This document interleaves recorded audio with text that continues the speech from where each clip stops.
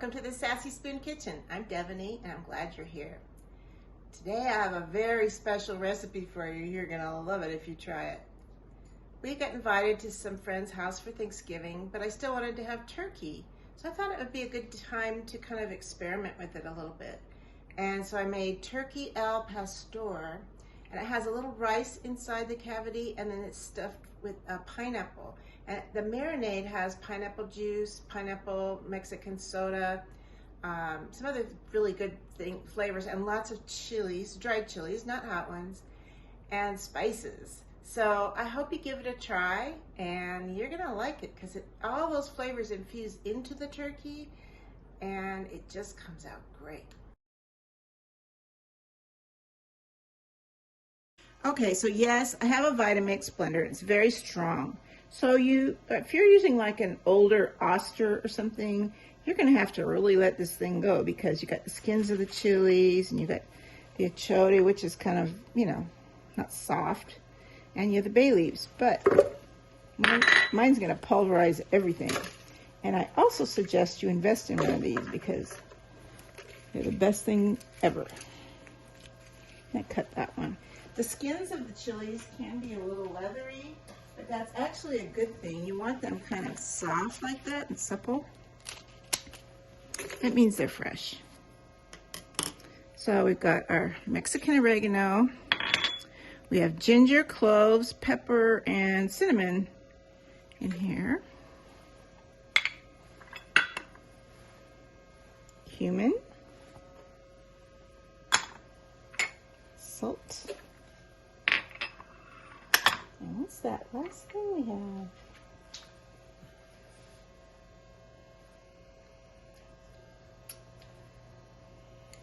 Mystery ingredient. Oh, I know what it is. It's Chipotle Powder. That might be hard for you to find. You can skip it if you can't find it. Okay, so now we're going to put the liquids in. So this is pineapple juice. And you can use 1 cup of pineapple juice and 1 cup of orange juice if you want. This is apple cider vinegar. And then here, I gotta get a can opener, bottle opener. Okay, so yes, I have a Vitamix blender. It's very strong. So if you're using like an older Oster or something, you're gonna have to really let this thing go because you got the skins of the chilies and you got the achote, which is kind of, not soft, and you have the bay leaves. But mine's gonna pulverize everything. And I also suggest you invest in one of these because they're the best thing ever. I cut that one. The skins of the chilies can be a little leathery, but that's actually a good thing. You want them kind of soft like that and supple. That means they're fresh. So we've got our Mexican oregano. We have ginger, cloves, pepper, and cinnamon in here. Cumin. Salt. And what's that last thing we have?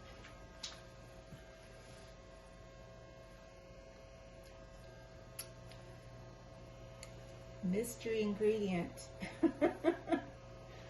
Oh, I know what it is. It's Chipotle Powder. That might be hard for you to find. You can skip it if you can't find it. Okay, so now we're going to put the liquids in. So this is pineapple juice.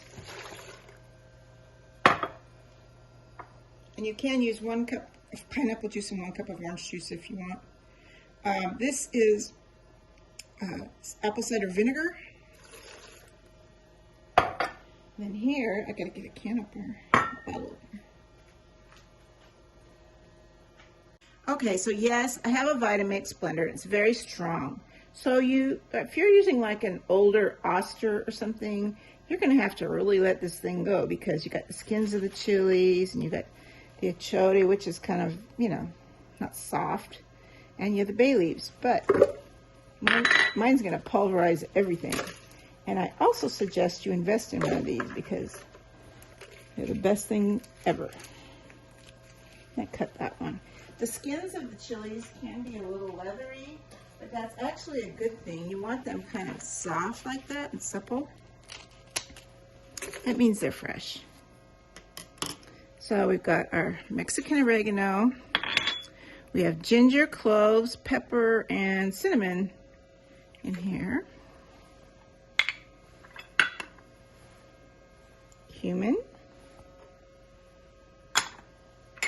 Salt. And what's that last thing we have?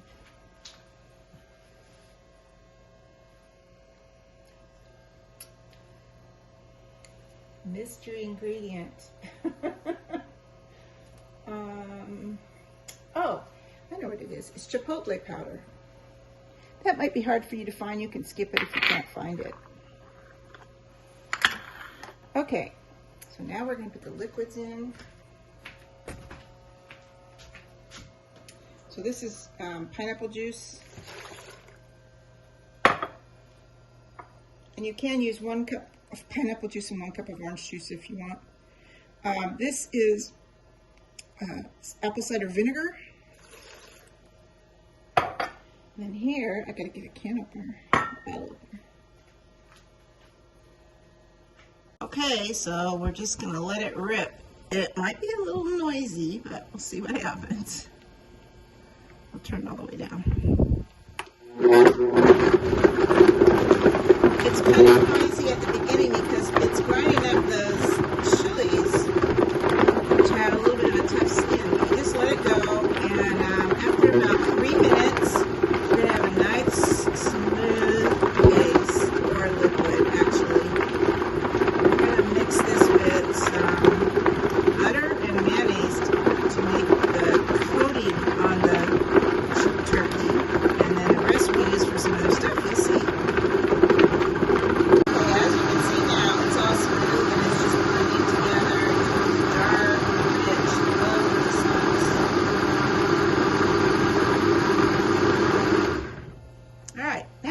Next thing we're going to do is make the rice. The rice is going to go inside the bird, and then pineapple goes on top of that. Okay, here we are, ready to do our rice. Now I have a little story about rice. I have a lot of stories. But when I was 15, my father divorced my mother, and she needed help financially. So I went to work at this restaurant called Taco Lita, and one of my jobs there every Saturday morning was to make about 50 pounds of rice, Mexican rice. And this is very similar to it, except we added corn and peas and a few other things. But basically the seasonings and the method are the same. So we're heating up some olive oil. And here's to Taco Lita. Oh, that was a fun place to work. Okay. So as this heats up, then we're going to add 2 cups of rice. This cup had some liquid in it, so the rice stuck. And we're just going to continue to brown this until all the grains are kind of browned. If now, you probably have at one point in your life, maybe as a college student or a young bride, made rice-a-roni. And in that instance, you also saute the rice. That's what we're doing, and while that's cooking, I'm going to go dice up some onions. So while the rice is cooking, I'll tell you another Taco Lita story. So I was 15. I didn't have a driver's license. My mom had a car, but she was going to secretarial school, so she needed it for that. So I saved up my half of my paycheck. I think it probably took about 6 or 10 weeks, I can't remember, and bought an orange Flying Dutchman 10-speed bike, and the distance was about 4 miles to where I worked, and I would ride it there. Of course, this is California. There's no bad weather, but I would ride it there I think I worked 4 or 5 days a week. I was limited to work under 30 hours a week until I turned 16, so, you know, I'd ride it. I went there a lot. And that was my transportation until I went to college. And I finally got a car. Okay. Here, we're going to add the onions. It's half an onion, but you can add a whole one if you want. I just need a half. Okay. And then our seasoning is something kind of interesting, only found in Mexico pretty much. And it's a bouillon. We use a lot of bouillon. Now, one thing about bouillon, it can be heavy in salt. And it's made by the Knorr's company, which I'm not sure, but I think that is, well, this is made in Inglewood, product of Mexico. Sorry, but I think the Knorr company is in Germany or Denmark or somewhere. Anyway, you know, they make all the onion soup and stuff like that. So this is what I'm using today. It is a chicken and tomato consomme powder, bouillon. And it has a lot of flavor and some color. And so that's going to go into our rice. As soon as everything is... Okay, now we want to cook this rice to about 80% before we put it in the turkey, because it's going to be kind of like stuffing. And we'll be back in a minute. So it's browning nicely, and we're almost to the point where we're going to add the broth. This is homemade chicken stock, but you can use any kind of stock or broth that you want. You'll obviously have better flavor if you use homemade, but this isn't something we can really taste the flavor that much anyway. It's just a method of cooking the rice. So, okay, we're going to put in the consomme for the bouillon, and right away you're going to see the color change to a nice pink. And then we're not going to use all of this chicken stock. We're going to use some of it for making the turkey, but we're going to lightly cover the chicken broth and let it simmer.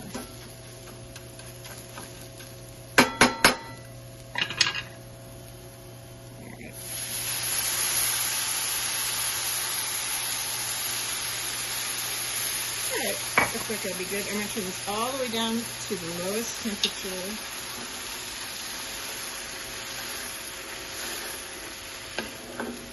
And if it looks like it's drying out, you can go ahead and add some more, because we're going to use it in the turkey, but you can also put water in the turkey if you need to. So. There we go. We're going to let it simmer. Okay, this part is a little tricky, but not too bad. So I've made a lining out of industrial strength foil here that will hold the chicken broth in as it cooks. Obviously I've cleaned the giblets and stuff out of the turkey and threw them away because I don't really like to give them to my dog or use them for anything else. I think they're gross. I don't even want to touch them, so that's my story. But if you like giblets and necks and things, go for it. All right. So the next thing we're going to do is get messy. And we're going to put this combination of mayonnaise, butter, and the chilies and stuff, seasoning. We're going to rub it in the inside of the turkey. And there's no nice way to do this. You just have to get your hands in there. And that's why I'm wearing these gloves. I generally don't even like to touch poultry. There's too many icky things going on with it. I usually wear rubber gloves or silicone gloves, whatever. Anyway, okay, so now what we're going to do is fill that cavity partially with rice. I'm going to rinse off my gloves.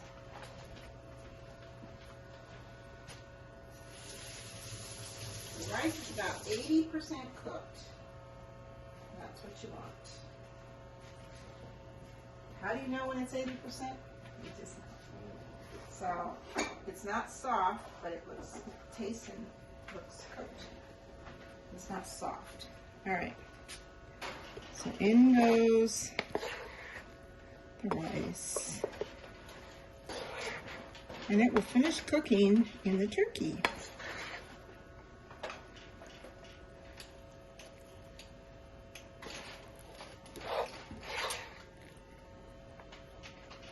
And we're almost home, you guys.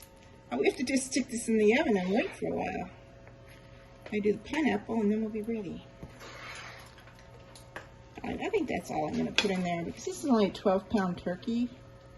The cavity's not that big. We have to have room for a pineapple. Alright, let me carve up the pineapple and I'll be right back with you. Okay, so I just took it out of the oven. It's been 2 hours, and like I said, this is a 13-pound turkey, and that part is the pineapple.